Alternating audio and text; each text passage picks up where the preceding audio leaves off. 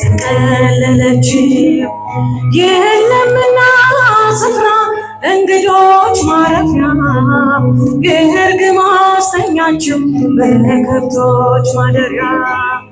የለምና ስፍራ እንግዶች ማረፊያ ግርግም አስተኛችው በከብቶች ማደሪያ።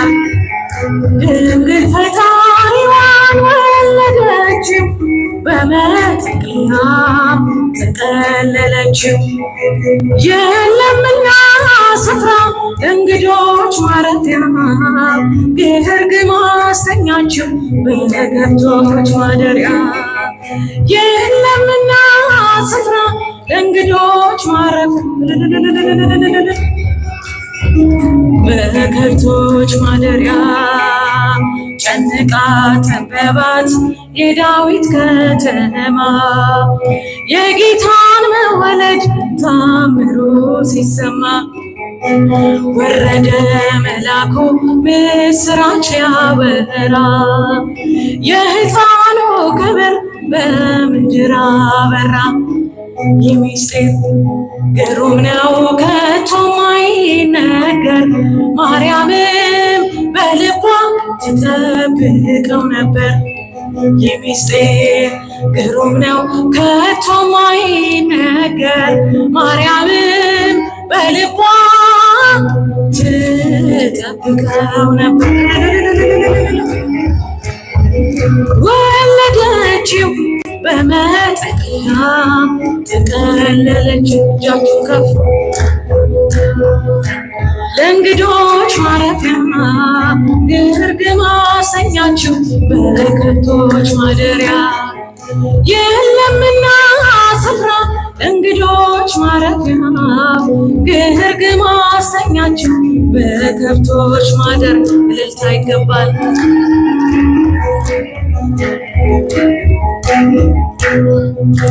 ሰብአ ሰገል መጡ ከሩቅ ምስራቅ አገር ወርቅ ዕጣን ከርቤው ለእርሱ ለመገበር በእናቱ እቅፍ አገኙት ሕፃኑን። ለዓለም ተናገሩ ንጉሥ መወለዱን። የሚስጥር ግሩም ነው ከቶ ማይነገር ማርያምም በልቧ ትጠብቀው ነበር። የሚስጥር ግሩም ነው ከቶ ማይነገር ማርያምም በልቧ ትጠብቀው ነበር። ድንግል ፈጣሪዋን ወለደችው በመጠቅለያ ተቀለለች። እልልታ ለድንግል ማርያም። ግርግም አስተኛችው በከብቶች ማደሪያ። የለምና ለእንግዶች ማረፊያ ግርግም አስተኛችው ለከብቶች ማደሪያ። የይሁዳ ምድር ምስጋና ተሞላ ንጉሥ መጥቷልና ከናዝሬት ገሊላ። ታምሩን ትናገር ቤተልሔም ታውራ ዝማሬ ሲወጣ ተረስቶ ቆጠራ። የሚስጥር ግሩም ነው ከቶ ማይነገር ማርያምም በልቧ ትጠብቀው ነበር። የሚስጥር ግሩም ነው ከቶ ማይነገር ማርያምም በልቧ ትጠብቀው ነበር። ድንግል ፈጣሪዋን ወለደችው በመጠቅለያ ተቀለለችው። የለምና ስፍራ ለእንግዶች ማረፊያ ግርግም አስተኛችው በከብቶች ማደር። እልልታ ይገባል። ለእንግዶች ማረፊያ በከብቶች ማደሪያ የማይታይ ታየ ተዳሰሰ እንደሰው በጠባቡ ደረት አዳምን መሰለው። ገረማት ጥበቡ ታናሿ ሙሽራ ተዋህዷልና ቃል ከሥጋ ጋራ የሚስጢር ግሩም ነው ከቶ ማይነገር። ማርያምም በልቧ ትጠብቀው ነበር። የሚስጢር ግሩም ነው ከቶ ማይነገር። ማርያምም በልቧ ትጠብቀው ነበር። ድንግል ፈጣሪዋን ወለደችው፣ በመጠቅለያም ጠቀለለችው። የለምና ስፍራ ለእንግዶች ማረፊያ፣ ግርግም አስተኛችው በከብቶች ማደር። የለምና ስፍራ ለእንግዶች ማረፊያ፣ ግርግም አስተኛችው በከብቶች ማደሪያ። ድንግል ፈጣሪዋን ወለደችው፣ በመጠቅለያም ጠቀለለችው። የለምና ስፍራ ለእንግዶች ማረፊያ፣ ግርግም አስተኛችው በከብቶች ማደሪያ። የለምና ስፍራ ለእንግዶች ማረፊያ፣ ግርግም አስተኛችው እግዚአብሔር አምላከ እስራኤል ዘተሳሃለነ ወገብረ መድኃኒተ ለሕዝበ ዚአሁ። ይቅር ያለን ኃጢአታችንን በደላችንን ያልቆጠረብን የእስራኤል አምላክ የእኛም አምላክ ወለባህሪ አምላካችን እግዚአብሔር ስሙ የከበረና የተመሰገነ ይሁንልን። ክቡር መምህራችን መጋቤ ብሉይ መምህር መክብብ የዚህ ታላቅ ካቴድራል የስብከተ ወንጌል ክፍል ኃላፊ፣ ክቡራን አየንተ እግዚአብሔር ካህናት፣ ወንድሞች ዲያቆናት፣ እንዲሁም እጅግ የምንወድሽ እህታችን ዘማሪት ሕይወት፣ እንደዚሁም በምስጋና ዕቃ የምታገለግለን ወንድማችን ዲያቆን ብርሃኑ፣ እግዚአብሔር አምላካችን በቸርነቱ በሀብት ስቦ በረድኤት አቅርቦ በአጸደ መቅደሱ ከሩቅም ከቅርብም የጠራችሁ የቤተ ክርስቲያን ውበትና ድምቀት የሆናችሁ ምዕመናን ወምዕመናት፣ እናቶች፣ አባቶች፣ እህቶች፣ ወንድሞች እንደዚሁም ሕፃናትም ጭምር በኃያሉ በገናናው በልዑለ ባሕርይ በአምላካችን በእግዚአብሔር ፍጹም ሰላምታ ሰላም እላችኋለሁ። እንደምን ዋላችሁ? እንደምን ዋላችሁ? እንደምንስ አላችሁ? ሁሉም ፈጥሮ የሚገዛ ልዑለ ባሕርይ አምላካችን እግዚአብሔር ኃጢአት በደላችንን የየዕለት መተላለፋችንን ተመልክቶ እኛ እንደጨከን እርሱ ሳይጨክንብን፣ እኛ እንደበደልነው እርሱ ሳይበድለን፣ እኛ እንደራቅነው እሱ ሳይርቀን፣ ይልቁንም በአባትነት ፍቅሩ በአባትነት ርኅራኄው በአባትነት መግቦቱ ጠብቆ በዕድሜያችን ላይ የችለትና ሰዓት ጨምሮ በተቀደሰው ስፍራ ለተቀደሰ ዓላማ የጠራን የሰበሰበን አምላካችን እግዚአብሔር ሐዋርያው ቅዱስ ጳውሎስ እንደተናገረ ስለማይነገር ስጦታው ስለማይከፈል ውለታው ክብርና ምስጋና ለስሙ ይሁን። ክብርና ምስጋና ለስሙ ይሁን። እስቲ አመስግኑት ይህንን አምላክ የእግዚአብሔር ቤተሰቦች። የአምላካችን የእግዚአብሔር ስሙ የከበረና የተመሰገነ ይሆንልን። እናቱ እናታችን ንጽሕተ ንጹሐን ከተለዩት መካከል የተለየች ከተከበሩት መካከል የተከበረች አምላክን በዓይናችን ያየንባት ከአምላክ ጋር የተነጋገርንባት ቋንቋችን ርኅራኄዋ፣ ምልጇ፣ ጸሎቷ፣ ቃል ኪዳኗ የእናትነት ፍቅሯ የማይለየን የሁላችንም እንባ አባሽ ሆነችው እናቱ እናታችን ቅድስተ ቅዱሳን ድንግል ማርያም ስሟ የከበረና የተመሰገነ ይሁንልን። የቅዱሳን መላእክት ተራዳኢነት፣ የጻድቃን የሰማዕታት የደናግል የመነኮሳት ምልጃና ጸሎት ቃል ኪዳን ከሁላችን ጋር ይሁን። አምላካችን እግዚአብሔር ቢወድና ቢፈቅድ እርሱ በሰጠን ጊዜና ሰዓት የእግዚአብሔርን ቃል የምንማርበት ጊዜ ላይ ነው ያለነው። ዛሬ በዚህ ምሽት እግዚአብሔር አምላካችን ሊያስተምረን የፈቀደበት የመጽሐፍ ቅዱስ ሐሳብ በዚህ በመዝሙረ ዳዊት መዝሙር 79 በቅንፍ 80 ከቁጥር 1 ላይ በሚገኘው ኃይለ ቃል ይሆናል። ዘይነብር ላዕለ ኪሩቤል አስተርአየ፣ በኪሩቤል ላይ የሚቀመጠው ተገለጠ በሚል ቃል ይሆናል። ይህንን ቃል ከኔ በማስቀጠል እንድትሉ በእግዚአብሔር ፍቅር ጠይቃችኋለሁ። በኪሩቤል ላይ በሉ። ወይም ደክሟችኋል ወይም በርዷችኋል። በኪሩቤል ላይ በሉ። የሚቀመጠው ተገለጠ። በማን ላይ የሚቀመጠው ምን ሆነ? ተገለጠ። ስለ ቃሉ የቃሉ ባለቤት ልዑለ ባሕርይ አምላካችን እግዚአብሔር ስሙ የከበረና የተመሰገነ ይሁንልን። የምስጢር የጥበብ የእውቀት ሁሉ ባለቤት አምላካችን እግዚአብሔር አስቀድሞ ለነቢያት ትንቢትን፣ ለሐዋርያት ስብከትን፣ ለሊቃውንትን ምስጢርን ገልጾ ሲያስተምር የነበረ እግዚአብሔር ዛሬም በመካከላችን ተገኝቶ የራቀውን አቅርቦ የረቀቀውን አጉልቶ እንዲያስተምረን የእርሱ መልካምና ቅዱስ ፈቃዱ ይሁንልን። በኪሩቤል ላይ የሚቀመጠው ተገለጠ። መዝሙረ ዳዊት መዝሙር 79 ቁጥር 1 ላይ የሚገኝ ቃል ነው። ዛሬ ይህንን ቃል ለመነጋገር ያነሳንበት ዋነኛ ጉዳይ አስቀድሞ በመግቢያችን ሲናገሩ እንደሰማችሁት መጋቤ ብሉይ ከክርስቶስ ልደት ከታኅሳስ 29 ጀምሮ ያሉት እነዚህ ጥርን ጨምሮ እስከ ጥር 30 ያለው ጊዜ ዘመን አስተርእዮ በመባል ይታወቃል። ምን በመባል ይታወቃል አልኳችሁ? ዘመነ አስተርእዮ በመባል ይታወቃል። ዘመነ አስተርእዮ ወይም ደግሞ የመገለጥ ዘመን፣ የመታየት ዘመን፣ የመታወቅ ዘመን ይባላል ማለት ነው። ስለዚህ በዚህ ምክንያት ይህንን ቃል አንስተን እንነጋገራለን ማለት ነው። ይህ ዘመነ አስተርእዮ ወይም ደግሞ መገለጥ አስተርአየ ተገለጠ ከሚለው ቃል የተገኘ ሲሆን አስተርአየ ማለት መገለጥ ማለት ነው በአማርኛው። እንደዚሁ በግሪኩ ደግሞ ኤፒፋኒ ተብሎ ይታወቃል። የቤተ ክርስቲያናችን ሊቃውንት ይህንን የግሪኩን ቃል ኤፒፋኒ የሚለውን ኤፒፋኒያ በማለት ተርጉመው በተለያዩ መጽሐፍ ላይ ጽፈውት ይገኛል ማለት ነው። ስለዚህ ይህ ዘመን በመባል ይታወቃል አልኳቸው። ምን በመባል? የመገለጥ ዘመን ይባላል።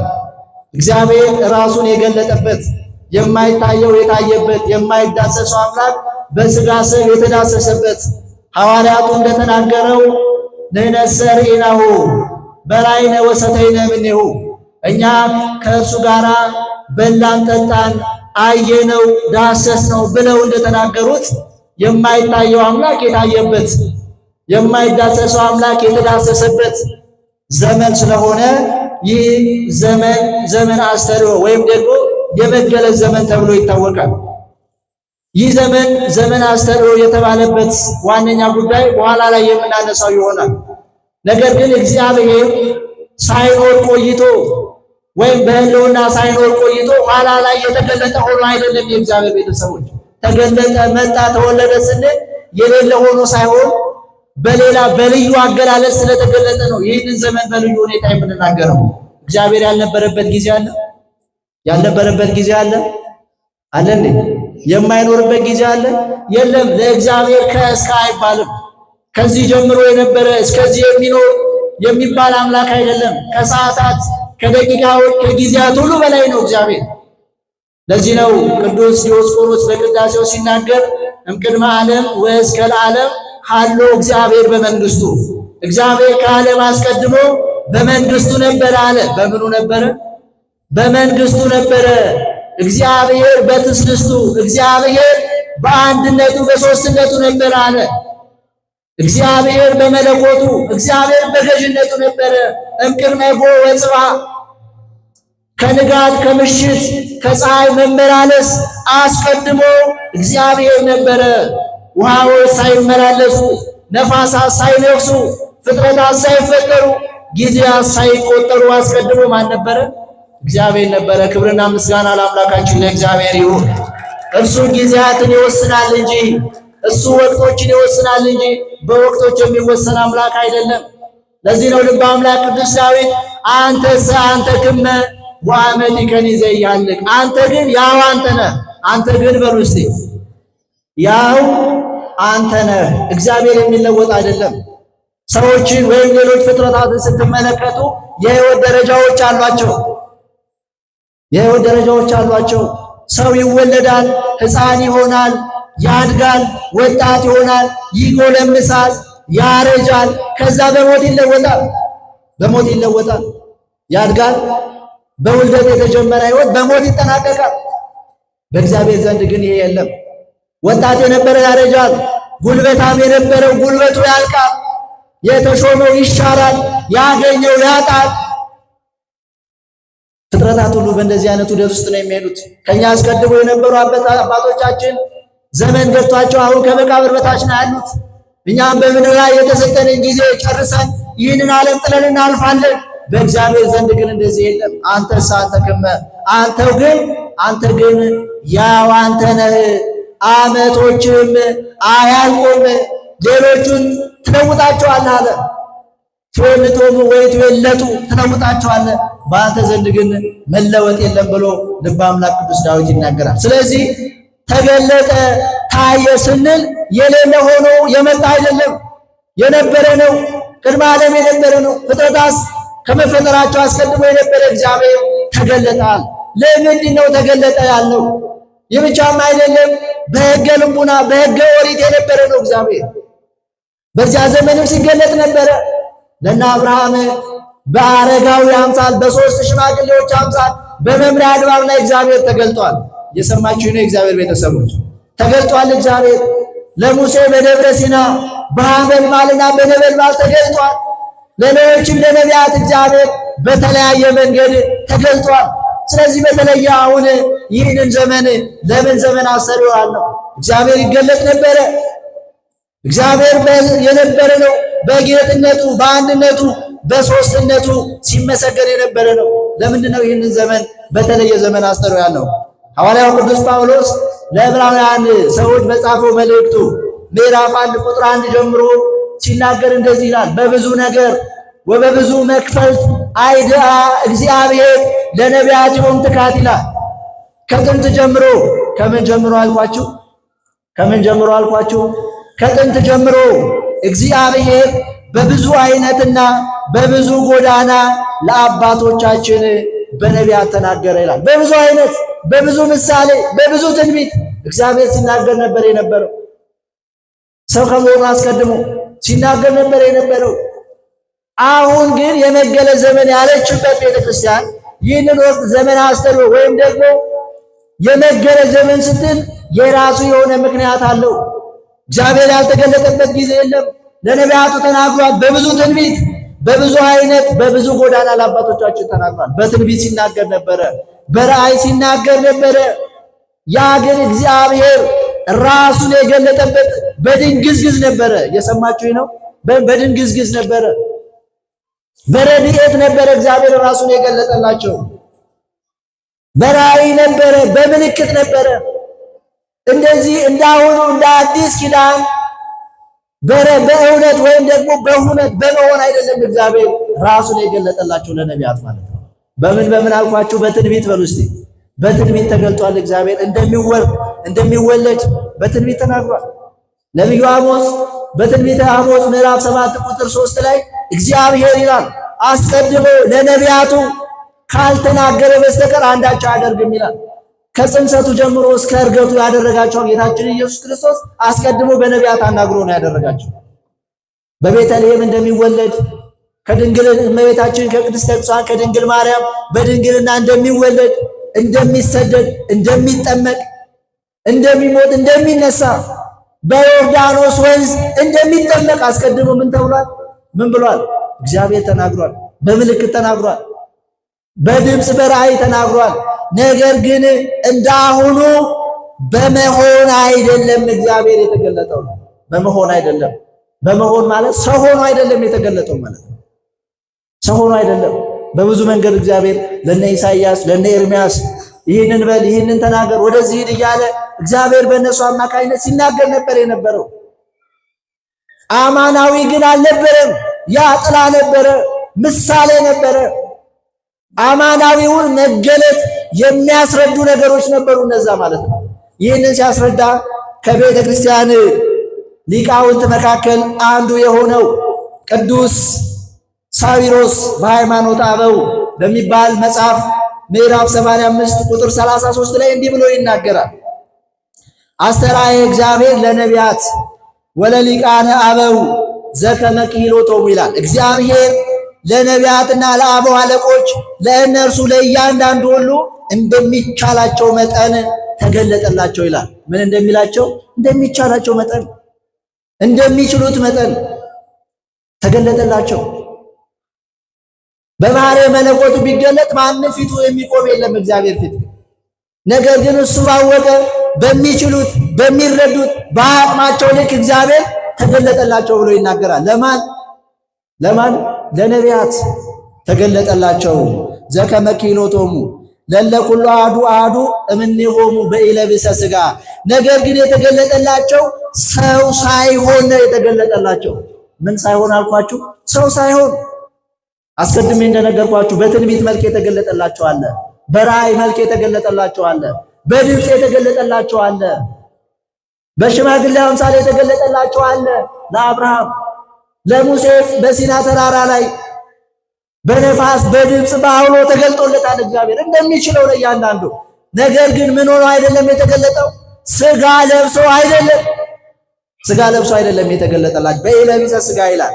ይህንን ካለ በኋላ ምን አለ? በዚህ ሁሉ መንገድ እግዚአብሔር ለነቢያቱ ቢገለጥ እንኳን ዓለም ድኗል። ዓለም ድኗል። ዓለም ከጨለማ ከፍዳ ከሞት ከመከራ ድኗል? አልዳንም። ይህንኑ ይናገራል ሊቁ ይቀጥልና ሰው ሳይሆን ተገለጠላቸው። በዚህ ሁሉ አይነት በሆነው በእግዚአብሔር መገለጥ ዓለም አልዳንም ይላል። ምን አልዳንም? ዓለም አልዳንም። ዓለም ለመዳን ራሱ መምጣት አለበት ስጋ ለብሶ ማለት ነው። ብዙ ነቢያት ጸልየዋል፣ ጾመዋል፣ መስዋዕት አቅርበዋል። ነገር ግን ጾማቸው፣ ጸሎታቸው፣ መስዋዕታቸው በዓለም የመጣውን ሞትና ፍዳ ከዓለም ሊያስወግድ አልቻለም። የተጣላውን ከእግዚአብሔር ጋር የተጣለውን ሰው ማስታረቅ አልቻለም። ይህንን ለማድረግ ማን መምጣት አለበት? ራሱ ክርስቶስ ስጋ ለብሶ የእኛን ባህሪ አድርጎ በአጭር ቁመት በጠባብ ተረት ተወስኖ ወደዚህ ዓለም መምጣት ነበረበት። ለዚህ ነው ስጋ ለብሶ ስለመጣ አምላካችን ክርስቶስ ከኛ ጋር ስለተመላለሰ የመገለጥ ዘመን ያልነው። ለተገለጠው ለአምላካችን ለእግዚአብሔር ክብርና ምስጋና ለእርሱ ይሆንልን። በእግዚአብሔር መገለጥ ዓለም አልዳንም አለ። በነቢያቱ በመገለጠው አሕዛብም ወደ እርሱ አልተመለሱም ማለት። አሕዛብ ወደ ማን አልተመለሱም? ወደ እርሱ አልተመለሱም። ለዚህ ነው ይህንን ወቅት በተለየ ሁኔታ የመገለጥ ዘመን የምንለው እግዚአብሔር ሳይኖር ቀርቶ ወይም ደግሞ ሳይገለጥ ቀርቶ አሁን የመጣ መሆኑን አይደለም። የአሁኑ መገለጥ የተለየ መገለጥ ነው። ሰው ሆኖ ነው የተገለጠው። ፍጹም ሰው ፍጹም አምላክ ሆኖ ነው የተገለጠው። ከኃጢአት ሥራ በስተቀር ወኮነ ሰብአ ከማነ ዘእንበለ ኃጢአት ባሕቲታ። ሊቁ ቅዱስ ኤፍሬም ውዳሴ ማርያም በሚባለው ድርሰቱ ሁላችሁም በምትጸልዩ ጸሎት ላይ ከኃጢአት በቀር ፍጹም ምን ሆነ? ሰው ሆነ ነው የተባለው። ፍጹም ሰው ሆነ። ተራበ፣ ተጠማ፣ ተገረፈ፣ ይህን ሁሉ መከራ ተቀበለ። ስለዚህ በእንደዚህ አይነት ሁኔታ ሲመጣ አምላካችን ክርስቶስ የተለያዩት ተጣልተው የነበሩ ሰውና እግዚአብሔር ታረቁ። ክብርና ምስጋና ለአምላካችን ለእግዚአብሔር ይሁን። ሰውና እግዚአብሔር ታረቁ። ነፍስና ሥጋ ታረቁ። ሕዝብና አሕዛብ ታረቁ። እነዚህ ተለያይተው ነበረ። ይህንንም ለማጠየቅ ጌታችን ኢየሱስ ክርስቶስ በተወለደባት በዛች ምሽት በቤተልሔም ዙሪያ ያሉ እረኞች ከእረኝነት ከሚጠብቁበት መንጋቸውን ከሚጠብቁበት ስፍራ መጥተው መላእክት ከሰማይ ወርደው ለእግዚአብሔር ምስጋና አቀረቡ። ይህ እርቅ በሰውና በመላእክት መካከል እንደተደረገ የሚያሳይ ነው እግዚአብሔር ቤተሰብ። ስለዚህ በእንደዚህ አይነት ሁኔታ ስለተገለጠ ሥጋ ለብሶ ስለተገለጠ የማይታየው እየታየ ስለተገለጠ ይህ መገለጥ ልዩ ስለሆነ ይህንን ቤተክርስቲያናችን መገለጥ ብላ ወይም ደግሞ የመገለጥ ዘመን ብላ ቤተክርስቲያን ሰይመዋለች። ይህንን በተመለከተ አሁንም ሊቁ ቅዱስ ኤፍሬም እንዲህ ብሎ ይናገራል። ሊቅ ቅዱስ ዳዊት በከመ ሰማዕነ ከማሁ ርኢነ፣ አስቀድሞ ነቢያት ትንቢት ተናግረውለት ነበረ ይወርዳል ይወለዳል ተብሎ። አሁን ወርዶ ተወልዶ ስላየ ነው። ነቢዩ ኢሳይያስ በትንቢተ ኢሳይያስ ምዕራፍ 7 ቁጥር 14 ላይ ናሁ ድንግል ትጸንስ ወትወልድ ወልደ፣ እነሆ ድንግል በድንግልና ጸንሳ በድንግልና ትወልዳለች ብሎ ተናግሮ ነበር። አሁን ድንግል በድንግልና ጸንሳ በድንግልና ተወልዳ አይተን ነው። ከመላእክቱ ጋር በቤተልሔም ዘምረን ነው። ይህ መገለጥ የተባለው ይህ ነው። የእግዚአብሔር ቤተሰቦች የማይታየው ስለታየ ማለት ነው። ሰውና መላእክት በጋራ የዘመሩበት ስለሆነ በጨርቅ ተጠቅልሎ እንደ ሕፃናት እያለቀሰ የታየበት ስለሆነ በድንቅ ልደቱ የተወለደልን ሆነ ማለት ነው። ይህንን እያደነቀ ሊቁ ቅዱስ ኤፍሬም እንዲህ ብሎ ይናገራል። ኑ ርእዩ ዘንተ መንክረ፣ ይህንን ድንቅ ነገር ኑና ተመልከቱ አለ። ይህንን ምን ድንቅ ነገር! የአምላክ ሰው መሆን እኮ እጅግ የረቀቀና ድንቅ ነው። የእግዚአብሔር ቤተሰብ ሰማይ መንበሩ ምድር የእግሩ መረገጫ የሆነ ጌታ በአንዲት ድንግል ማኅፀን ውስጥ መወሰድ ይህ አይደንቅም? አይደንቅም? እኛን ያከብር ዘንድ እርሱ ተዋረደ፣ እኛን ከፍ ያደርገን ዘንድ እርሱ ዝቅ አለ። ለዚያውም ደግሞ የተወለደበት ስፍራ ስትመለከቱት በቤተ መንግስቱ በአልማዝና በወርቅ በተንቆጠቆጠ ስፍራ እንኳን አይደለም የተወለደው። በቤተልሔም ዋሻ በከብቶች ግርግም ለዓይን በሚያስከፋ ለአፍንጫ በሚከረፋ ስፍራ ነው የተወለደው። እሱ በቤተ መንግስት እንኳን ቢወለድ እንኳን የሚመጥነው አምላክ አይደለም ነው እንዴ? ንጹሕ በተባለ ስፍራ ላይ ነገር ግን የዚህን ዓለም ሞኝነት መረጠ ተብሎ ነው የተናገረው። የተናቀውን ስፍራ መረጠ ያከብረው ዘንድ። የተናቀውን ሰውን ወደደ። በኃጢአት ወድቆ የነበረውን ያነሳ ዘንድ ሰውን መረጠ። አምላካችን እግዚአብሔር ትሕትናውን የሚያሳይ ነው፣ ፍቅሩን የሚያሳይ ነው። ከአምላካችን ከክርስቶስ ፍቅርን ነው የምንማረው፣ ትሕትናውን ነው የምንማረው። ሁሉ የእርሱ ሲሆን ሁሉ ከእርሱ የተገኘ ሲሆን ነገር ግን በተናቀ ስፍራ ላይ ተወለደ። ሐዋርያው ቅዱስ ጳውሎስ እንዘ ባሕር ውእቱ በኩሉ በሁሉ ባለጸጋ ሲሆን በሁሉ በልስቲ በሁሉ ባለጸጋ ሲሆን ራሱን በሁሉ ድሃ አደረገ። አይገርም? በሁሉ ባለጸጋ ነው እኮ። የማያበድሩት ባለጸጋ ነው። የማይሾሙት ንጉሥ ነው። ይህንን ያጣል ይህ ይጎድለዋል የሚባል አምላክ አይደለም። ነገር ግን የዓለምን ሞኝነት መረጠ ነው የሚለው። ክብርና ምስጋና ለአምላካችን ለእግዚአብሔር ይሆንልን።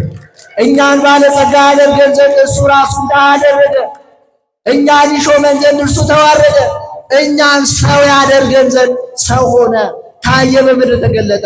ለዚህ ነው ይህንን ድንቅ ነገር ኑና ተመልከቱ ወዘምሮ ዘምሩ በእንተ ምስጢር ዘተከስተለነ፣ ስለተገለጠልን ድንቅ ነገር ምስጋናን አቅርቡ ይላል። ስለተገለጠልን ድንቅ ነገር አምላክ ሰው ሆኖ በጨርቅ ተጠቅልሎ ከእናቱ ጡትን እየለመነ አይተነው ይህን ድንቅ ነገር ምስጋና አቅርቡ ይላል።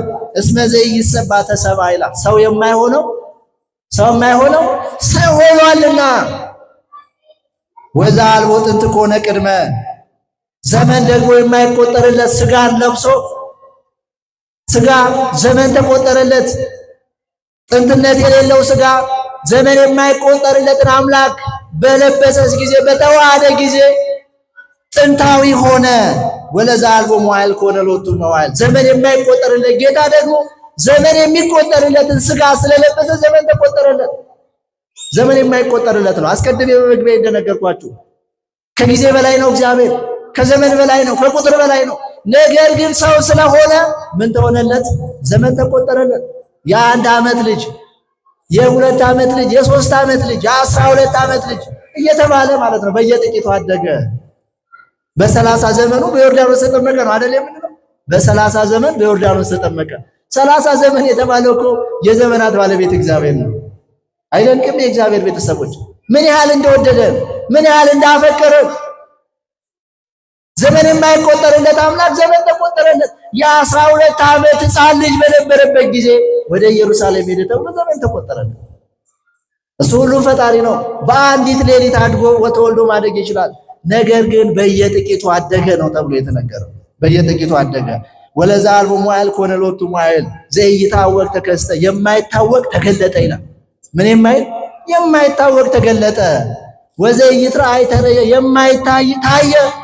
እነ ሙሴ ፊትህን አሳየን። ሙሴ ከባለጸግነቱ የተነሳ ከባለሟልነቱ የተነሳ ፊትህን አሳየኝና ይበቃኛል ብሎት ነበረ። 570 ጊዜ ቃል በቃል ከእግዚአብሔር ጋር ተነጋግሯል ሙሴ።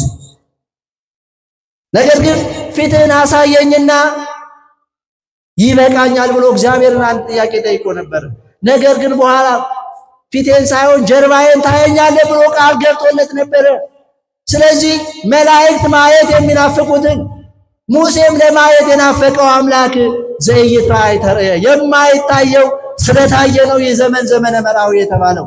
ወልደ እግዚአብሔር ያው ጥዩቀ ኮነ ሰብአ፣ የእግዚአብሔር የባህሪ ልጅ ቅድመ ዓለም ያለ እናት ከአብ የተወለደው የእግዚአብሔር የባህሪ ልጅ በኋላ ዘመን ፍጹም ሰው ሆነ። ክብርና ምስጋና ለአምላካችን ለእግዚአብሔር ይሁንልን። በዚህ ምክንያት ይህ ዘመን ዘመነ አስተርእዮ በመባል ይታወቃል። ነቢያት በትንቢት መነጽር የተመለከቱት በብዙ ሱባኤ፣ በብዙ መስዋዕት፣ በብዙ ልመና፣ በብዙ ጸሎት ሲጠብቁት የነበረው ሰው ሆኖ ተወልዶ በምድር ተመላልሶ በየጥቂቱ ያደገበት ዘመን ስለሆነ ለሰው ሁሉ የታየበት ዘመን ስለሆነ ይህ ዘመን ዘመነ አስተርእዮ በመባል ይታወቃል ማለት ነው። ዘመነ አስተርእዮ በመባል ይታወቃል። ይህ የመጀመሪያው ምክንያት ነው። ሁለተኛው ምክንያት ይህ ዘመን ዘመነ አስተርእዮ የተባለበት ዘመን የአንድነት የሶስትነት ምስጢር በምልአትና በስፋት የተገለጠበት ስለሆነ በምልአት የታወቀበት እግዚአብሔር በብዙ መንገድ በብሉይ ኪዳን ተናግሯል። አንድ ብቻ ሳይሆን ሶስት እንደሆነ ኑ እንውረድ፣ ሰውን በአርአያችንና በምሳሌያችን እንፍጠር ብሎ ተናግሯል። ኑ እንውረድ ምስጢር የሚያሳዩ ናቸው። ነገር ግን እንደ አዲስ ኪዳን በተለይም በዚህ ወቅት ከልደቱ እስከ ጥምቀቱ ባሉት በተደረጉት ሂደቶች ወይም እውነቶች ውስጥ በተገለጠው ልክ አልተገለጠም ነበር የእግዚአብሔር ቤተሰቦች። ስለዚህ ይህ ዘመን የአንድነት የሶስትነት ምስጢር የተገለጠበት ዘመን ስለሆነ ዘመን አስተርእዮ በመባል ይታወቃል። ቤተክርስቲያናችን ቅድስት ሥላሴ ወይም ደግሞ ስሉስ ቅዱስ ልዩ ሶስትነት ብላ ታምናለች። ሥላሴ በአካል ሶስት በባህሪ በሕልውና በአገዛዝ አንድ ሆና የምታምን ቅድስት ኦርቶዶክሳዊት ተዋሕዶ ቤተክርስቲያን ይህንን የአንድነት የሶስትነትን ምስጢር በምልአትና በስፋት የተረዳችው በዚህ ዘመን ነው፣ በተደረገው ነገር ማለት ነው። ኢትዮጵያዊ ሊቅ አባ ጽጌ ድንግል በዚህ ማኅሌተ ጽጌ በተባለው ድርሰቱ ላይ እንደዚህ ብሎ ይናገራል። እግዚአብሔር በሶስት ቦታዎች ላይ ወይም ደግሞ በሶስት ነገሮች ላይ ሶስትነቱን አንድነቱን እንደገለጠ እንዲህ ብሎ ይናገራል። በላዕሌኪ ወበዮርዳኖስ ወበታቦር 60 ጊዜያተ በአንቺ በእመቤታችን በንጽሕተ ንጹሐን በቅድስተ ቅዱሳን ድንግል ማርያም በዮርዳኖስ በደብረ ታቦር 3 ጊዜ ዘአልቦ ተውሳከ ወአልቦ ሕጸተ ያለ ማጉደልና ያለ መጨመር ለውሉደ ሰብእ ያሪዘ ሥላሴ ወገጻተ ለሰው ልጆች የሶስትነቱን ምስጢር ይገልጥ ዘንድ ጽጌኪ ድንግል ተአምር ከሰተ አበባ የተባለው ልጅሽ ተአምርን ገለጠ ተብሎ እግዚአብሔር በእነዚህ በሶስቱ ነገሮች ላይ የአንድነት የሶስትነት ምስጢሩን እንደገለጠ ይናገራል። የመጀመሪያው የአንድነት የሶስትነት ምስጢር የተገለጠባት እናታችን ንጽሕተ ንጹሐን ቅድስተ ቅዱሳን ድንግል ማርያም ናት። ክብር ለእናታችን ለድንግል ማርያም ይሆንልን። አመስግናት እናታችን ቅድስት ድንግል ማርያም። አዎ አንድነት ሶስትነት በምልአት በስፋት ካወቅንባቸው ነገሮች ወይም ደግሞ ጉዳዮች መካከል የመጀመሪያውንና ቀዳሚውን ስፍራ የምትይዘው እመቤታችን ቅድስተ ቅዱሳን ድንግል ማርያም ናት። ከሦስቱ አካል አንዱ አካል እግዚአብሔር ወልድ ከእመቤታችን በነሳው ሥጋ 9 ወር ከ5 ቀን ተወስኖ ሲወለድ የዛን ጊዜ አንድነት የሶስትነት ምስጢር ተገለጠ። ሊቁ እንዲህ ብሎ ይናገራል። መንዱሄ ኢያእመሮሙ ለስሉስ ቅዱስ ዘእንበለ እምድኅረ ተሰገወ ወልድ ዋሕድም ቅዱስ ስሙ ወልድ ዋሕድ ያ በአካላዊ ቃል ኢየሱስ ክርስቶስ ከእመቤታችን ከቅድስት ድንግል ማርያም ሰው ከመሆኑ አስቀድሞ ልዩ ሶስትነት የሚባለው ወይም ደግሞ ሥላሴ የሚባለውን በአንድነት ሶስትነት በሶስትነት አንድነት ያለውን ድንቅ ምስጢር ባላወቅን ነበር ይላል። ይህንን የገለጠለችልን እናታችን ድንግል ስትሆን እናት ስትሆን ድንግል ሆና አምላክን ያስገኘችልን እመቤታችን ቅድስት ድንግል ማርያም የአንድነት የሶስትነት ምስጢርን የገለጠባት ድንቅ እናት ናት። ክብር ለእናታችን ለድንግል ማርያም ይሁን። አመስግኑ እናታችን ቅድስት ድንግል ማርያም። ይህ በእመቤታችን አንዱ የአንድነት የሶስትነት ምስጢር ተገልጧል። በሁለተኛ በዮርዳኖስ ወንዝ ላይ የአንድነት የሶስትነት ምስጢር ተገልጧል። ሰሞኑንም ስትማሩት እንደነበረ ጌታችን ኢየሱስ ክርስቶስ ከትሕትናው የተነሳ ወደ ባሪያው ወደ ፈጠረው ወደ ዮሐንስ ራሱን ዝቅ አድርጎ ሊጠመቅ በማየ ዮርዳኖስ ሲቆም እሱ ጌታ ፈጣሪ ሲሆን እሱ የሁሉ ጌታ ሲሆን ዮሐንስን ና ብሎ ጠርቶ እንዳጠምቀው ማድረግ እየቻለ ነገር ግን ፍጹም የትሕትና አባት ነውና ወደ ዮሐንስ ሄዶ አጥምቀኝ ብሎ በተጠመቀ ጊዜ አብ በደመና ሆኖ ዝንቱ ውእቱ ወልድየ ዘአፈቅር የምወልደው ልጅ እርሱ ነው ስሙ ብሎ መሰከረ። እግዚአብሔር መንፈስ ቅዱስ ደግሞ በርግብ አምሳል ሆኖ በላዩ ላይ አረፈበት። የአንድነት የሶስትነት ምስጢር በዮርዳኖስ ተገለጠ። ድንቅ የሆነ በዓል ነው የቤተ ክርስቲያን የእግዚአብሔር ቤተሰቦች። ጥምቀቱ ድንቅ የሆነ በዓል ነው። አንድነት የሶስትነት ምስጢር የተገለጠበት ነው። አምላካችን ክርስቶስ ትሕትናውን ያሳየበት ነው። ጌታ ወደ ባሪያው የሄደበት ነው። ወደ ባሪያው የሄደበት ነው። ዓለም ላይ ብዙ ሰዎች፣ ብዙ ነገሥታት፣ ብዙ ገዢዎች የሚገዟቸው በዙሪያቸው ብዙ ሰራዊት አሏቸው። የሚፈልጉት ነገር ቢኖር እነርሱ ወደ የባሪያዎችን አገልጋዮቻቸውን ጠርተው የሚፈልጉትን ያዛሉ እንጂ እነሱ ሄደው የሚፈልጉትን አይጠይቁም። አምላካችን ክርስቶስ ግን ፍጹም የትሕትና አባት ስለሆነ ወደ ባሪያ ወደ ዮሐንስ ሄደ፣ አጥምቀኝ አለ። ዮሐንስም ተከራከረ። ባይደሶ አጠምቅ በስምከ አጠምቅ፣ ሌሎቹን ሳጠምቅ በአንተ ስም አጠምቃለሁ። ሌሎቹን ሳጠምቅ ከኃጢአት እንድታነጻቸው እንድትፈውሳቸው በአንተ ስም አጠምቃለሁ። አንተን ሳጠምቅ አቤቱ ምን ብዬ አጠምቃለሁ አለ። ጌታችን ኢየሱስ ክርስቶስ ግን ለትሕትና የመጣ አምላክ ነው። የዮሐንስ ክብር ሲነገር እንዲኖር፣ የእርሱ ትሕትና ሲመሰከር እንዲኖር በዮርዳኖስ ባህር በዮሐንስ እጅ ተጠመቀ። በዚህም የአንድነት የሦስትነት ምስጢር ተገለጠ ማለት ነው። ሌላውና ሦስተኛው ይህ ሊቅ እንደተናገረው ጌታችን ኢየሱስ ክርስቶስ ይህንን አምላካችን እግዚአብሔር የአንድነትን የሦስትነትን ምስጢር የገለጠው በደብረ ታቦር ነው። ብርሃነ መለኮቱን ሲገልጥ እንደዚሁ በዮርዳኖስ የመሰከረው እግዚአብሔር አብ የባሕርይ አባቱ እግዚአብሔር አብ የምወልደው ልጄ ይህ ነው ስሙ ብሎ ተናግሯል። በማቴዎስ ወንጌል ምዕራፍ 17 ቁጥር 5 ላይ እንደተነገረ ማለት። ስለዚህ በሁለተኛ መንገድ ዘመነ አስተርእዮ የተባለው ለምንድን ነው አልኳችሁ? የአንድነት የሦስትነት ምስጢር የተገለጠበት ስለሆነ ነው። በሦስተኛ ደረጃ ጌታችን ኢየሱስ ክርስቶስ በቃና ገሊላ መንደር ተአምራትን አድርጓል። በሰርገኛው በዶኪማስ ቤት ከእናቱ ከእመቤታችን ከቅድስት ድንግል ማርያም እንደዚሁም ከሐዋርያቱ ጋር በዚያ በሰርግ ቤት ተገኝቶ ነበረ። ነገር ግን ያ ሰርግ ቤት ጉድለት አግኝቶ ነበረ። ያልተሟላ ጉዳይ ነበረ። ከዚያም እናቱ እመቤታችን ቅድስተ ቅዱሳን ድንግል ማርያም ጉድለታቸውን አውቃ የወይን ጠጅ እኮ የላቸውም ብላ ጠየቀች። ምን የላቸውም? የወይን ጠጅ እኮ የላቸውም። ይህንን ስትል እመቤታችን አንድ የነገራት ያማከራት ሰው አልነበረም። ጉድለታቸውን አውቃ ተናገረች። ጉድለትን ከሚሞላው ሁሉ ከእርሱ ከሆነው ልጇ ዘንድ ምልጃን ጠየቀች። እናታችን ቅድስት ኪዳነ ምሕረት ለሁላችንም በምልጃዋ ጠበቃ ተሆነ። የእናት ልመና ይላሉ ሊቃውንቱ፣ የእናት ልመና ፊት አያስመልስ አንገት አያስቀልስ ይላሉ። እናቱ ለምናው እናቱን አሳፍሮ የሚልክ ልጅ ስለሌለ ነው። ፊት አያስመልስ አሳፍሮ አይመልስም፣ አንገት አያስቀረቅርም አንገት አያስደፋም ይላሉ። ፊት በማያስመልስ አንገት በማያስቀልስ ልመናዋ እመቤታችን ቅድስት ድንግል ማርያም ያንን የጭንቀት ቤት ወደ ደስታ ለወጠችው። የሁላችንን ቤት እናታችን ቅድስት ድንግል ኪዳነ ምሕረት በምልጃዋ ተለወጠልን። ባዶ የነበረውን ውሃ የነበረውን ቤት ወደ ወይን ለወጠችው። ሐዘኑ ተቀየረ። የእርሷ አማላጅነት የክርስቶስ አምላክነት ተገለጠ። ክብርና ምስጋና ለእግዚአብሔር ይሆንልን። እናታችን ቅድስት ድንግል ማርያምን አመስግኑ። ሁልጊዜ ታማልደናለች። በሐዘን ውስጥ በጉድለት ውስጥ ብንሆን ልጄ እኮ ይህን የለውም፣ ይህ ጎድሎታል፣ ይህ ያስፈልገዋል፣ ሕይወቱ እኮ ጣዕም የለውም፣ ውሃ ነው፣ ልጄ ሆይ ባሪያህን ተመልከተው እያለች ቅድስት ድንግል ማርያም ሁልጊዜ ትለምንልናለች። ሁልጊዜ በምልጃዋ አትለይ እናታችን ቅድስት ድንግል ማርያም። አንዳንድ ያልገባቸው ሰዎች፣ አንዳንድ ያልተረዱ ሰዎች ምልጃ ለእመቤታችን ለቅድስት ድንግል ማርያም ድንቅ ነገር መስሏቸው አላማለነችም ይላሉ። አንድ ጥያቄ ልጠይቃቸው የእግዚአብሔር ቤተሰቦች፣ ሰማይና ምድርን የዘረጋ ሰማይና ምድር የፈጠረን አምላክ በማኅፀን 9 ወር ከ5 ቀን ከመወሰንና ከማማለድ የቱ ይበልጣል? ንገሩኝ እንጂ ከኔ ጋር ናቸው አይደል? ከማማለድና ጌታን የፈጠራትን ልጄ ብሎ ከመጥራት የፈጠራትን የድንግልና ጡት ከማጥባት በጀርባ ከማዘን እና ከማማለድ የቱ ይበልጣል?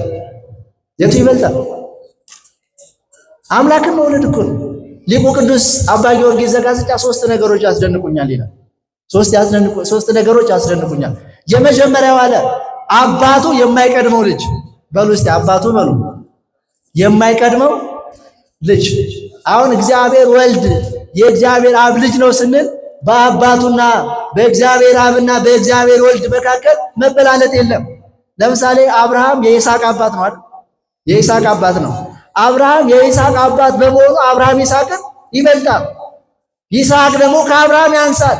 በአብና በወልድ መካከል ግን እንደዚህ አይነት ነገር የለም። መብለጥ መበላለጥ የለም።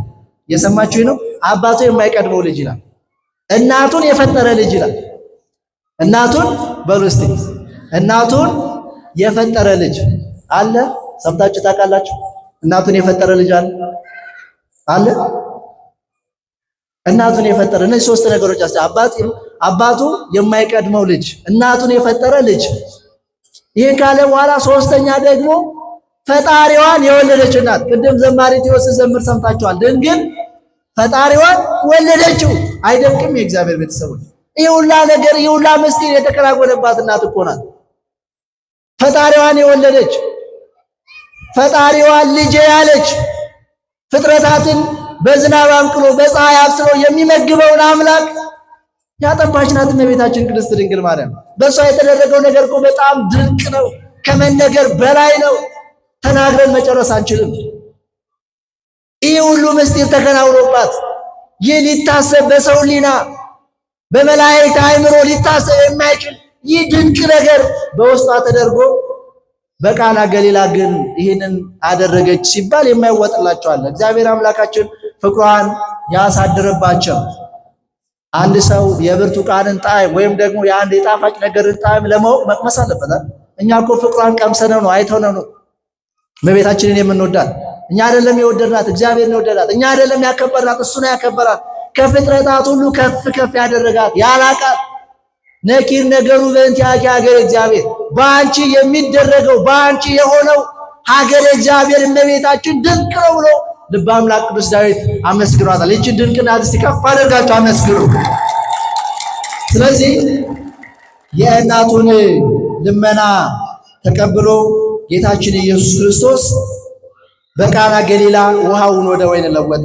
ልክ ታሪኩን አነባችሁ ስጨርሱ እንዲህ ብሎ ይናገራል። ጌታችን ኢየሱስም በቃና ዘገሊላ ያደረገው የተአምራት መጀመሪያ ይህ ነው ይላል። የተአምራት መጀመሪያ ይህ ነው ካለ በኋላ ይህ ነው ማለት ወይኑን ውሃውን ወደ ወይን የለወጠበትን ተአምራት ማለት ነው። ይህ ነው ክብሩንም ገለጠ ይላል። ምኑን ገለጠ? ክብሩንም ገለጠ። ፍጹም ሰው ፍጹም አምላክ ሆነ። አንዳንድ ሰዎች ሩቅ ብእሲ ስለሚመስላቸው ወይም ደግሞ ሰው ብቻ ስለሚመስላቸው፣ ምክንያቱም አንዲት ቃል አልተናገረም። ይህንን ለማድረግ ውሃውን ወደ ወይን ለመለወጥ አንዲት ቃል የተናገረው ነገር የሚላችሁን አድርጉ አለቻቸው እመቤታችን። ውሃውን በጋን ውስጥ ሞሉ። እግዚአብሔር ሳይናገር ሁሉን ነገር ማድረግ ይችላል። ሰው ለመስራት በመጀመሪያ እቅድ ያወጣል አይደለም? በዚህ ዓለም አሰራር ላይ እቅድ ያወጣል። መጀመሪያ ወረቀት ላይ ያሳርፋል። በዚህ ጊዜ የአጭር ጊዜ፣ የመካከለኛ ጊዜ፣ የረጅም ጊዜ እቅድ ያወጣል። ከዚያም በኋላ ደግሞ አክሽን ፕላን ይባላል። ከዛ ውስጥ ከእቅዱ መካከል ደግሞ የተወሰኑትን ከዛ መካከል አውጥቶ ይሰራል። እንደዛ እያደረገ ነው የሚሰራው። እግዚአብሔር ግን ባሰበ ቅጽበት ይከናወንለታል። ዘሃለየ በጊዜሃ ይገብሮ ይላል። ባሰበ ጊዜ በቅጽበት ይሆንለታል። ድንቅ አምላክ እግዚአብሔር ክብርና ምስጋና ለስሙ ይሆንልን። ለዚህም ነው ሲፈጥር ፍጥረታትን ሲፈጥር በማሰብ የፈጠራቸዋል። በማሰብ የፈጠራቸዋል። የሚገርማችሁ ነገር በማሰብ በመናገር ይሁን በማለት የፈጠራቸዋል። አሰበ፣ ሐሳቡ ወደ ተግባር ተለወጠለት። ሌላ ከእግዚአብሔር በቀር ሐሳቡ ወደ ተግባር የሚለወጥለት አንድም ሰው የለም በዓለም ላይ። ያስባል፣ እግዚአብሔር ይከናወንለታል። ስለዚህ አሰበ፣ ውሃ ወደ ወይን ጠጅ ተለወጠ። ለዚያውም ለብዙ ዘመናት እነዛ ሰርገኞች ደክመው ከጠመቁት ወይን የበለጠ ሆነ እስከሚያደንቁ ድረስ ነው የሚለው። ስለዚህ በዚህ ታምራት ምን አለ?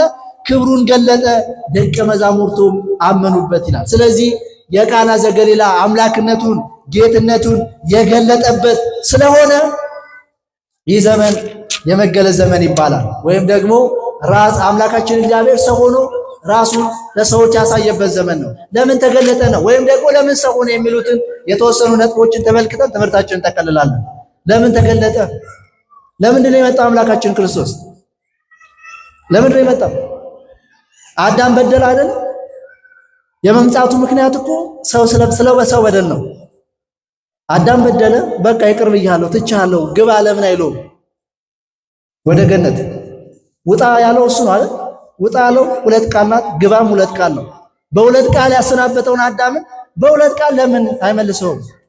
መወለድ በትንቢት አስቀድሞ ማስነገሩ ይህን ሁሉ ዓመት ማስጠበቁ 5500 ዘመን መታገሱ ለምን ይመስላችኋል? ለምን ይመስላችኋል? የእግዚአብሔር ቤተሰቦች ይህን ሁሉ መከራ ሳይቀበል ዓለምን ማዳን ይቻላል? ይችላል አይደል? ማድረግ ይችላል።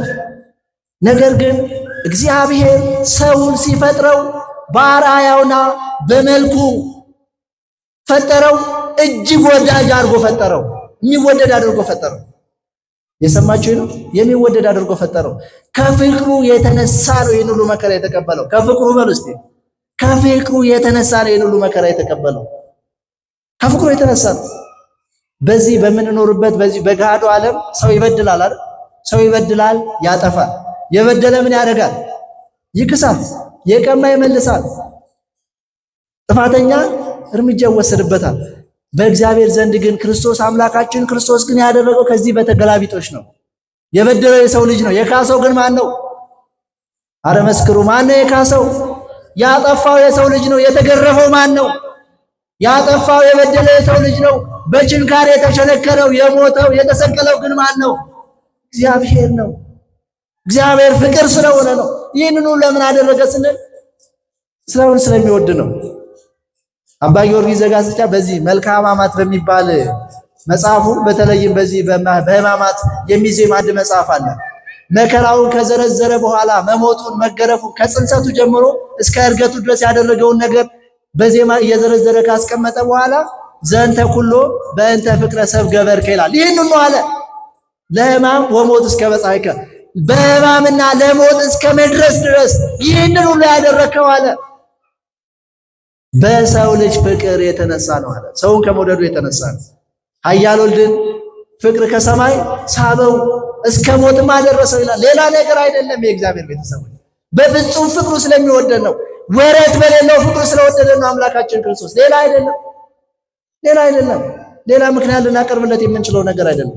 ከፍቅሩ የተነሳ ይህንን ነገር አድርጓል የእግዚአብሔር ቤተሰቦች። ስለዚህ በመጀመሪያ አምላካችን ክርስቶስ ሰው ሆኖ በምድር ተገልጦ በምድር ላይ ሁሉ ያደረገውን ነገር ያደረገው ከምን የተነሳ ነው?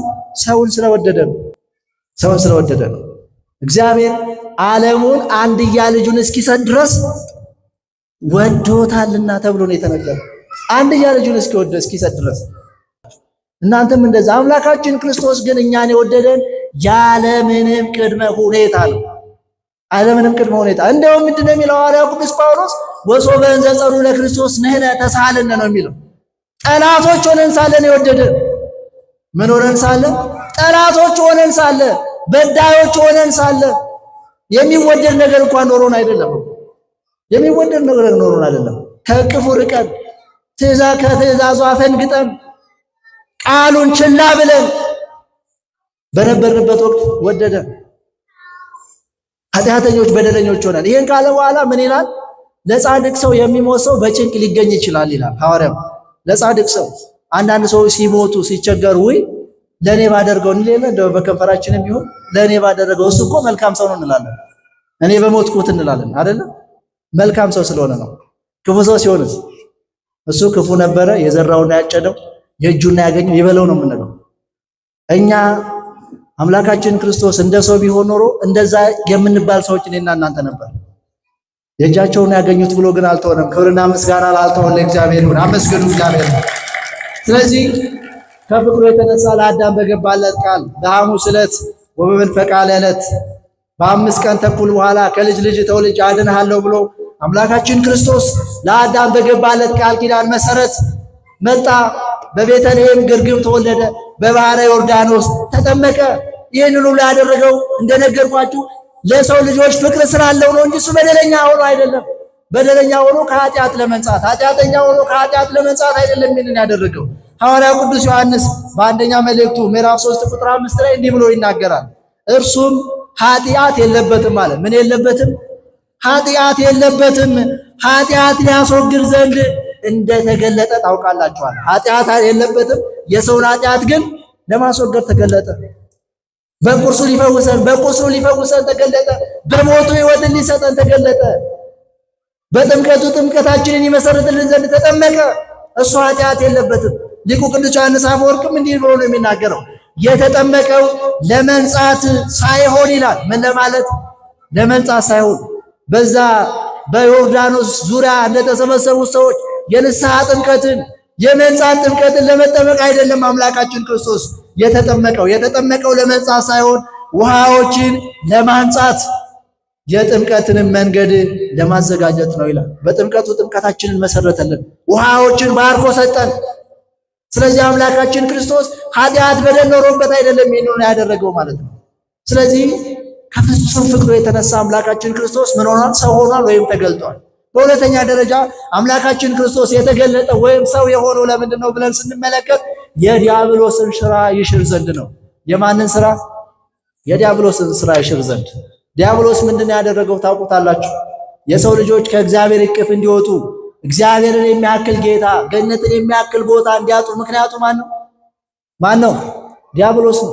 ይህ ስራ ደግሞ መሻር አለበት። ሰው ከእግዚአብሔር ጋር እንዲታረቅ ወደ ነበረው ክብር እንዲመጣ ወደ ተፈጠረበት ዓላማ እንዲመለስ ምን መደረግ አለበት? የዲያብሎስ ስራ መሻር አለበት። የዲያብሎስ ስራ ሰዎች ከእግዚአብሔር መንግስት በአፋ ወይም ደግሞ በውጭ እንዲሆኑ ነው የሚያደርገው። ሁሉ ጊዜ ከእግዚአብሔር እንድንርቅ ነው የሚፈልገው። ወደ እግዚአብሔር በቀረብን ቁጥር የተለያዩ ፈተናዎችን ያመጣብናል፣ የተለያዩ ወጥመዶችን ያመጣብናል። ለምንድን ነው? ሰው ከእግዚአብሔር ጋር ሲሆን ስለማይፈልግ ማለት ነው። ስለማይስማማ መጾም ስንጀምር፣ መጸለይ ስንጀምር ሌላ ጊዜ ያልመጡብንን ፈተናዎች ሰብስቦ ይዞብን ይመጣል። ለመጸለይ ስንነሳ እንቅልፉን ያመጣል። ወደ ቤተ ክርስቲያን ለመምጣት ስንፈልግ ብርድ ነው ተኛ ይላል። ሌላ ጊዜ እኮ ቁጭ ብለን ቲክቶክ አለ የሚፈረድበት ቲክቶክ፣ እሱን ስናይ እኮ አይደክመንም፣ እንቅልፋችን አይመጣም። ስንጸልይ ከእግዚአብሔር ጋር መነጋገር ስንፈልግ ወደ ቤተ ክርስቲያን ስንመለስ ቃሉን ለመስማት ወደ ቤቱ ስንመጣ ሂድ ይላል። ሂድ ይላል። ውጣ፣ በቃ ይበቃ፣ ይፈትናል ማለት ነው። ስለዚህ ይህንን ወቁበት የእግዚአብሔር ቤተሰቦች። ሰይጣን ሰውን ከእግዚአብሔር የመለየት ነው የሌሊት ተቀን ስራውና ህልሙ ማለት ነው። ሰው ከእግዚአብሔር ጋር ከሆነ እንደሚያሸንፈው ስለሚያውቅ፣ ድል እንደሚያደርገው ስለሚያውቅ፣ ስለዚህ ተሯሩጦ ሰውን ከእግዚአብሔር መለየት አለበት። ሰው ደግሞ ከእግዚአብሔር ከተለየ ልክ ከውሃ የወጣ ዓሣ ነው። ከውሃ የወጣ ዓሣ በህይወት ለመቆየት ሰዓታት ነው የሚኖሩት። ሰውን ከእግዚአብሔር ከተለየ በሰይጣን ዲያብሎስ ተይዞ በፈተና ተይዞ ለመጣል ትንሽ ነገር ነው የሚበቃው ማለት ነው። ስለዚህ ይህ ነው የሱ ስራ። ከእግዚአብሔር መንግስት በውጭ እንዲሆኑና ለእግዚአብሔር ከመገዛት ይልቅ ለኃጢአት ባሪያዎች እንዲሆኑ ነው የሚያደርገው። ለማን ከመገዛት? ለእግዚአብሔር ከመገዛት ይልቅ በእግዚአብሔር መገዛት ውስጥ ለእግዚአብሔር በመበርከቱ ዲያብሎስን ድል እናደርገዋለን፣ ዲያብሎስን እናሸንፈዋለን። የኃጢአት ባሪያዎች ከሆን ግን የዛን ጊዜ የሚጫወትብን ዲያብሎስ ነው የሚሆነው። ስለዚህ ይህንን ያጠፋ ዘንድ አምላካችን ክርስቶስ ይህንን ይሽር ዘንድ ሰው ሆኗል ማለት ነው። ቁራኝነት ዲያብሎስ በማኅፀን ይቆራኛቸውና ኃጢአት ሲያሰራቸው ከኖረ በኋላ ስጋቸውን ወደ መቃብር ነፍሳቸውን ደግሞ ወደ ሲኦል ያግዛቸው ነበረ። ይህንን አጠፋልን፣ ቁራኝነትን አጠፋልን ማለት ነው። በማኅፀን የሚቆራኘውን የሰይጣንን ዲያብሎስ ቁራኝነት አጠፋልን። ስለዚህ ሐዋርያው ቅዱስ ዮሐንስ በዚህ በመልእክቱ ምዕራፍ 3 ቁጥር 8 ላይ እንዲህ ብሎ ይናገራል። ወበእንተ ዘአስተርአየ ወልደ እግዚአብሔር ከመ ይስዓር ግብሮ ለጋኔን። ስለዚህ የዲያብሎስን ስራ ይሽር ዘንድ የእግዚአብሔር ዘንድ ተገለጠ ይላል። ክብርና ምስጋና የዲያብሎስን ስራ ለሻረልን ለአምላካችን ለእግዚአብሔር ይሁን። አመስግኑት። የዲያብሎስ ስራ ተሽሯል።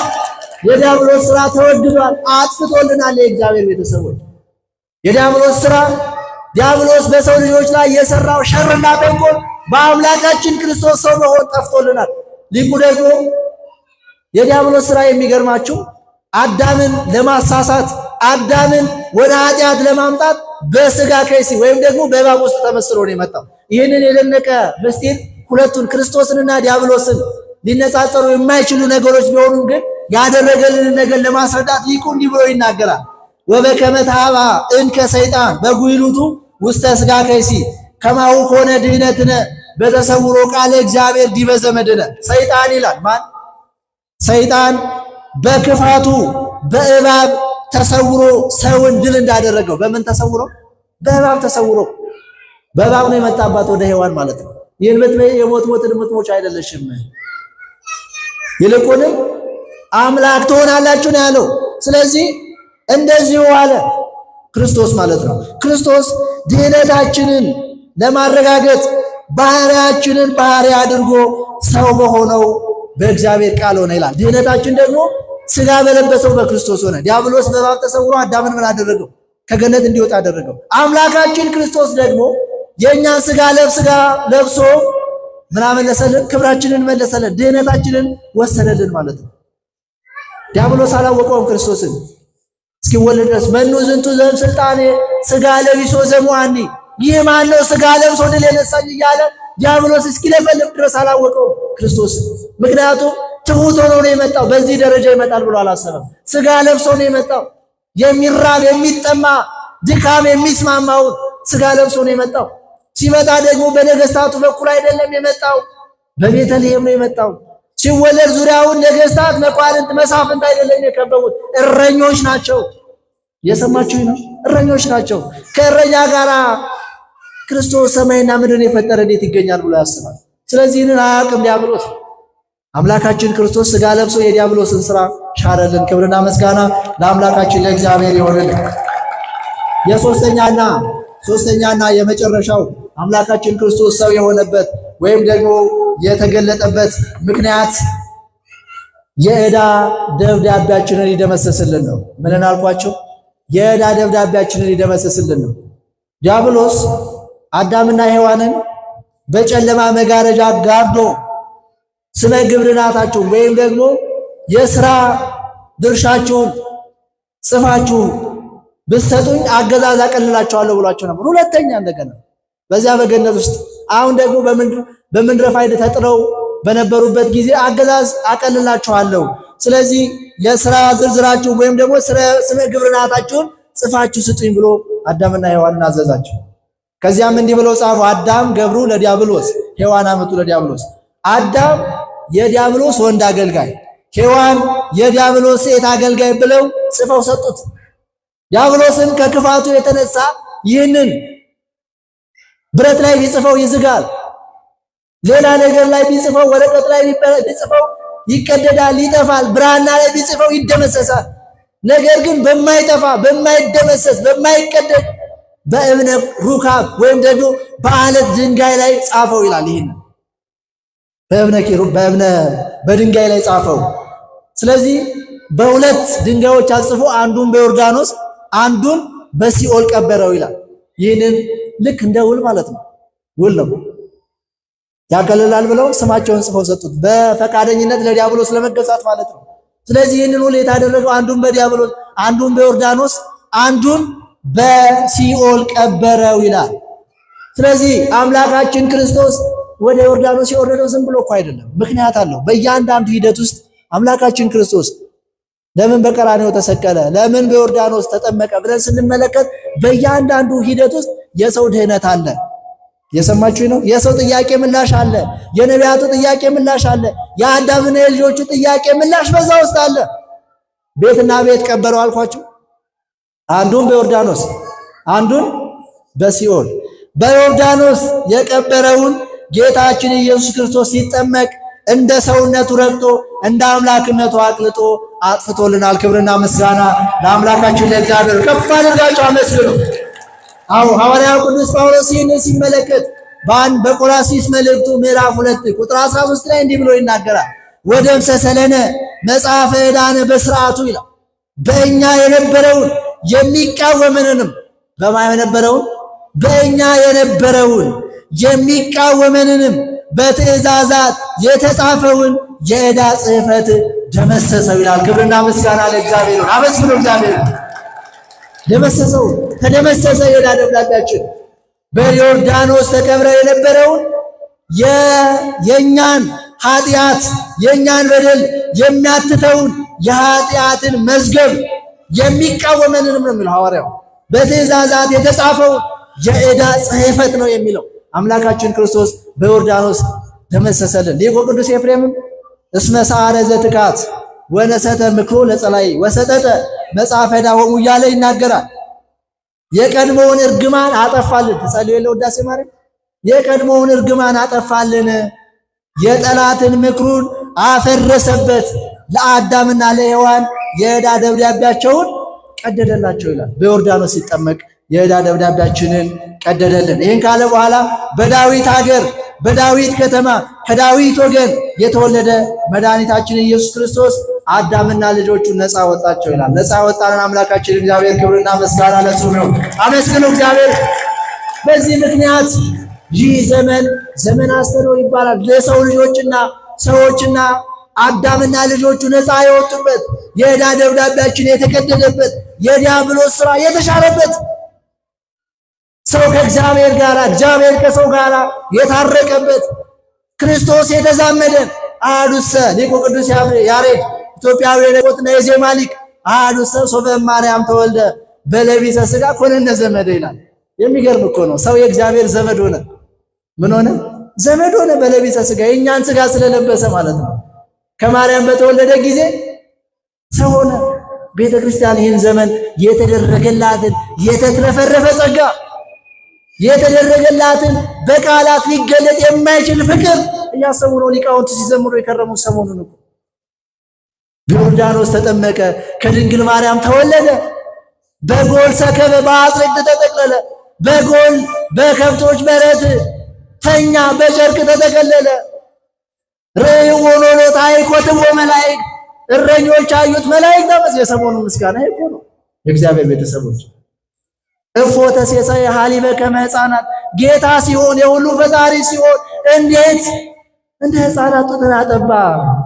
ዘይርዩም ቅድመዮም መላእክተ ሰማይ ርዩ፣ አስቀድሞ መላእክት በእንደዚህ አይነት ሁኔታ አይተውት አያውቁም። የእግዚአብሔር ቤተሰቦች ክርስቶስን በቤተልሔም ያዩት ነገር ግን ለመላእክት ሁላ ድንቅ ነው። ለዚህ እኮ ነው ሊቁ ንዑሪው ዘንተ መንክረ፣ ይህንን ድንቅ ነገር ኑና ተመልከቱ ያለው። በቤተልሔም ዋሻ መላእክት እንደዚህ ሆኖ አያውቁትም። እንደውም በሁለት ክንፋቸው አይናቸውን ይሸፍኑታል፣ አንተን ማየት አይቻልንም ሲሉ፣ በሁለት ክንፋቸው እግሮቻቸውን ሸፍነው አንተ ዘንድ መቆም አይቻልንም እያሉ ሌሊትና ቀን ቅዱስ ቅዱስ ቅዱስ እያሉ የሚያመሰግኑት ክርስቶስ እንደ ሕፃን በጨርቅ ተጠቅልሎ በቤተልሔም አዩት። ለዚህ ነው ሊቁ ዘይርዩም ቅድመዮም መላእክተ ሰማይ ርዩ፣ ከዚህ በፊት አስቀድሞ የማያውቁትን አዩ ነው የሚለው። ስለዚህ ድንቅ ምስጢር የተገለጠበት ስለሆነ በአዳም በደል ምክንያት ተዘግቶ የነበረ የምህረት በር የተከፈተበት ስለሆነ ማለት ነው።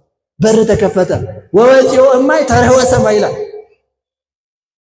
ተዘምሯል የከረማቸው ሰው ወወፂኦ እማይ ተርኅወ ሰማይ፣ ከውሃ ልክ ሲወጣ ሰማይ ተከፈተ። በርን ልክ ሰማይ እንደ በር የሚዘጋና የሚቆለፍ በር ኖሮት አይደለም፣ ምህረት ተሰጠ ማለት ነው። ከእግዚአብሔር ምህረትና ይቅርታ ወደ ምድር ፈሰሰ ማለት ነው። ሰማይ ተከፈተ፣ የምህረት በር ተከፈተ፣ የእግዚአብሔር ክብር ታየ ይላል። በዚህ ዘመን የእግዚአብሔር ክብሩ ታየ። ምስጢረ ሥላሴ የአንድነት የሦስትነት ምስጢር ተገለጠ። እግዚአብሔር ተቀዳሚ ተከታይ በሌለው በአንድያ ልጁ ጎበኘን። ጻድቁ ወደ ኃጢአተኞቹ መጣ፣ ዳኛው ወደ በደለኞቹ መጣ፣ ጌታው ወደ ባሪያዎቹ መጣ። በዚህ ዘመን በዚህ ምክንያት ዘመነ አስተርእዮ ይባላል። ልጅነት የምናገኝበት ጥምቀት ተመሰረተ። እኛ የማን ልጆች ነን? የእግዚአብሔር ልጆች ነን። የእግዚአብሔር ልጅ የመባልን ስልጣን ደግሞ የምናገኘው በምንድን ነው? በጥምቀት ነው። ልጆች እኮ ነን የእግዚአብሔር ቤተሰቦች። አባት የምንለበትን ስልጣን የሰጠን እግዚአብሔር። ለዚያም ነው ስንጸልይ አባታችን ነው ይብለናል የምንጠራው አይደለም። ልጅነትን ክብር ተመለሰልን። አጣን የነበረውን ልጅነት ማለት ተመለሰልን። ሰማይ ተከፈተ። በተከፈተው ሰማይ ደግሞ ሰላም፣ እርቅ፣ አንድነት ወደ ዓለም ፈሰሰ። ሲከፍ አድርጋችሁ እግዚአብሔርን አመስግኑ። የኃጢአት የበደል የፍዳ ደብዳቤ ተደመሰሰ። ዓመተ ፍዳ ሲባል የነበረው ክርስቶስ ከመወለዱ አስቀድሞ ያለው 5500 ዘመን ዓመተ ፍዳ ዓመተ ኩነኔ ይባላል። አሁን ግን ዓመተ ምሕረት፣ ዓመተ ሰላም፣ ዓመተ እርቅ፣ ዓመተ ፍስሐ ይባላል።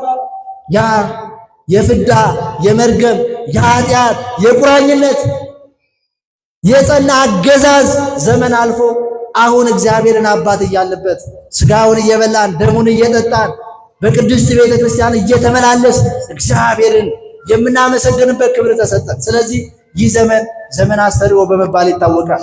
ቤተ ክርስቲያናችን በልዩ ሁኔታ ታከብረዋለች። በአደባባይ ታቦታቱን ይዛ ወጥታ እያዞረች ከተማውን ሁሉ ታስባርካለች። ይህ በዓል ለሚያምኑት ብቻ አይደለም የሚጠቅመው፣ የማያምኑትም በሚያምኑት እምነት አማካኝነት ይባረካል።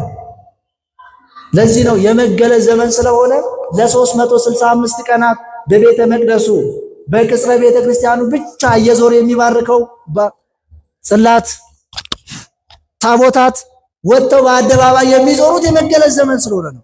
ጌታ ከገሊላ ወደ ዮርዳኖስ የሄደበትን መታሰቢያ በማድረግ ነው በአደባባይ ወጥተው የሚታዩ። ስለዚህ አምላካችን ክርስቶስ ለሰው ልጆች ያለውን የጸና ፍቅር ያየንበት፣ የማይታየው የታየበት፣ የተዳሰሰው የተዳሰሰበት በዓል ስለሆነ ይህንን በዓል ዘመን አስተርእዮ እንላለን። እግዚአብሔር ቤተሰቦች አምላክ ተወለደ፣ ተጠመቀ፣ መከራ ተቀበለ ለማለት ግን ይህንን ከማለታችን አስቀድሞ ከእመቤታችን በነሳው ሥጋ ነው። እመቤታችን ምክንያተ ድኅነት የምንላት ለዚህ ነው፣ የምናከብራት ለዚህ ነው። በዓታ፣ ልደታ፣ ኪዳነ ምሕረት እያል ከፍ ከፍ የምናደርጋት የምናመሰግናት ለዚህ ነው። ይህ ነገር ሁሉ የተከናወነው በእሷ ነው። ከእርሷ ባይወለድ በቤተልሔም ድምፁን አንሰማውም ነበረ። መላእክት ሲያመሰግኑት፣ እረኞች ሲያመሰግኑት አንሰማም ነበር። ከእርሷ ባይወለድ ኖሮ በዮርዳኖስ አብ በደመና ሆኖ ሲመሰክር መንፈስ ቅዱስ በርግብ አምሳል ወርዶ ሲቀመጥ አናየውም ነበረ። ስለዚህ ነው እመቤታችን ቅድስተ ቅዱሳን ድንግል ማርያም ምክንያተ ድኂን የምትላት ቤተክርስቲያን የመዳናችን ምክንያት፣ የአበው ተስፋ ፍጻሜ ተፈጸመ። ተስፋ አበው በማርያም ድንግል፣ የነቢያት ትንቢት፣ የነቢያት ሱባኤ፣ የነቢያት ጸሎት ፍጻሜ ያገኘው በእናታችን በቅድስት ድንግል ማርያም በቅድስት ኪዳነ ምሕረት ነው። ከፍ አድርጋችሁ እመቤታችን ድንግል ማርያምን አመስግኑ። ዘይነብር ላዕለ ኪሩቤል አስተርአየ፣ በኪሩቤል ላይ ተቀምጦ በአንድነት በሦስትነት ሲሰለስ ሲቀደስ የነበረ እግዚአብሔር ወልድ ተገለጠ። ያስተማረን የመከረን የገሰጸን የጥበብ የውስጥ ባለቤት አምላካችን እግዚአብሔር ስሙ የከበረና የተመሰገነ ይሁን። ሁላችንም በተማርነው ትምህርት መልካም ፍሬ አፍርተን ወደ አባቶቻችን ካህናት ቀርበን ንስሐ ገብተን ቅዱስ ሥጋውን ክቡር ደሙን ተቀብለን የመንግሥቱ ወራሾች እንድንሆን አምላካችን እግዚአብሔር ይርዳን። ይቆየን።